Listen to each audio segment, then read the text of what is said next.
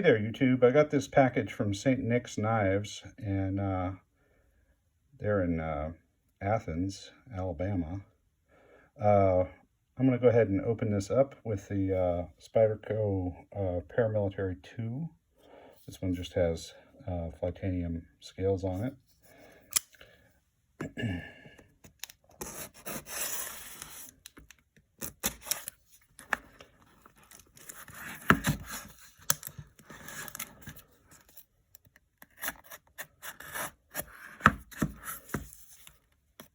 Taped up pretty securely.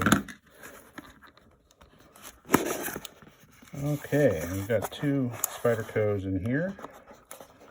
These should be two of exactly the same thing. And with a sticker, I think this is a sticker, depicting the knife in question. Got a couple of those. Also got nice little microfiber pouches from St. Nick's Knives, so that's nice. So what we have here is a Spyderco Military.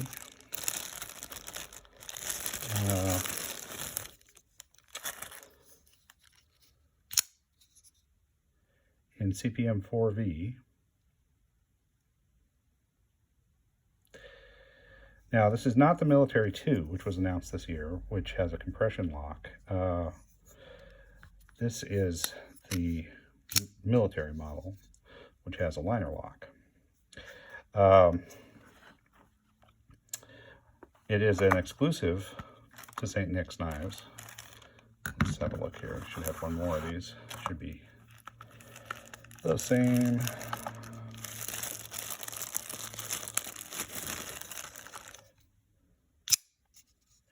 Yep. So this was a run of 600 knives, and they sold out the day that they were released.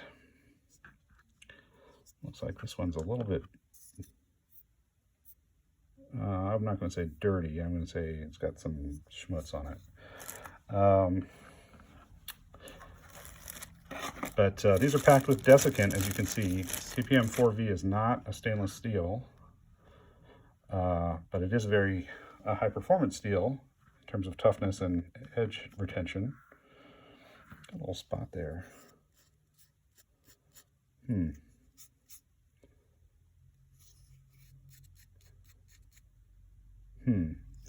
Probably nothing too serious. Probably can wipe that off with a little bit of CLP or something, but don't like to see that on a knife as soon as I open the box. So this one's got a little bit of schmutz on the blade, and this one's got a little bit of schmutz on the handle. This is the military model, which is the liner lock version, or the other military model was the original titanium, which was a frame lock, right? But it is not the compression lock Military 2. Just to give you a size comparison, here it is next to the PM2 that we used to open it, quite a bit bigger.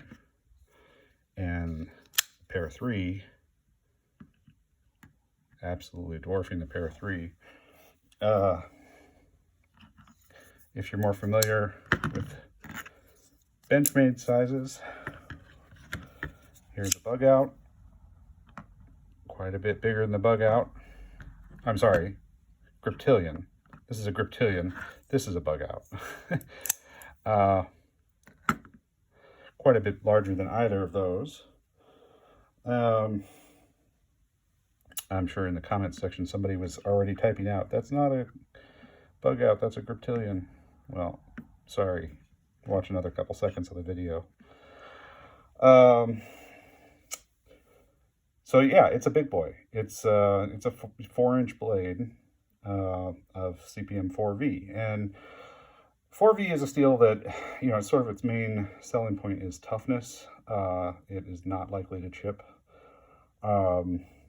which makes sense with bigger blades.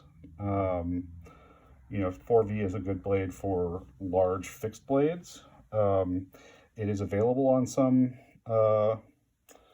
smaller knives, including a couple of really, EDC friendly folders, but doesn't make as much sense on those small blades.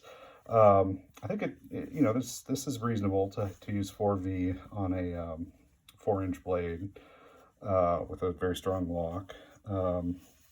It's entirely plausible that that's a blade that could be used in hard use situations where you might encounter some chips with a lesser steel. So CPM-4V, I think, is a good choice for this particular model of knife.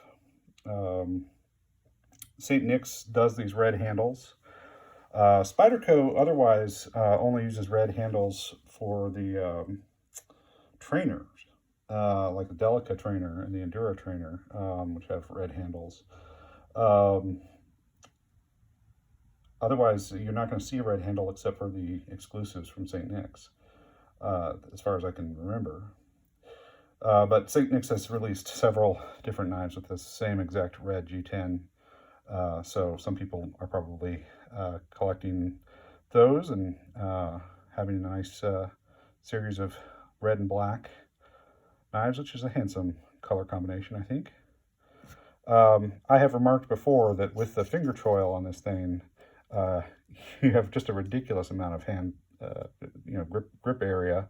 You can grip it back here, or you can choke up on it slightly, still have all of the edge available to you, and room for your 6th and 7th fingers. I wear size XL gloves, just as a point of reference there, in terms of just how big this thing is. Let's put it up against the PM2 again. And pair of 3. Let's do them stacked this way. So there's the military family. The paramilitary 2 is going to be the same size as this, except it's going to have a compression lock. Yeah, I suppose the compression lock is preferable for a lot of people to a liner lock. You don't have to put your finger in the cutting path in order to close the blade. But really, a liner lock, liner locks are used on lots and lots and lots of great knives and have proven to be acceptably strong. And if you have the muscle memory down, you're not really likely to close that on your finger. So I don't think it's a particularly unsafe lock option. Let's show these closed. In terms of what you're carrying around in your pocket,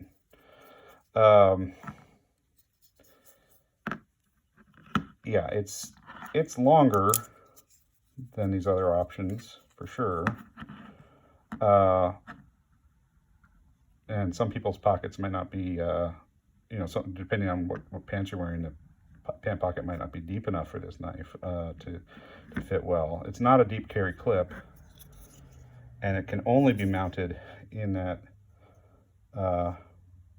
tip down position. There's no option to flip that clip to tip up carry. So it's going to look different than the way I've got my other Spydercos configured, with the pocket clip oriented for tip up carry. You can only carry this guy and tip down. It's got that large lanyard hole that we're used to seeing on the military models, with an actual tube going through there that's peened in. So doing a scale swap on this would be difficult, although I'm not inclined to do a scale swap. I think these red scales are attractive, and G10 is a perfectly good material. You're going to have this much of the knife sticking out above your pocket, so it's not going to be inconspicuous. In terms of the height of the knife, it's not any taller in this dimension than a PM2. So it's not going to be any more cumbersome in terms of how much space it takes up in the width of your pocket. All right, well, that's just a quick look at the St. Nick's exclusive military, or milli, in CPM-4V with red G10 handle scales. All right, thanks. Don't forget to like and subscribe. You'll get lots more knife content if you do.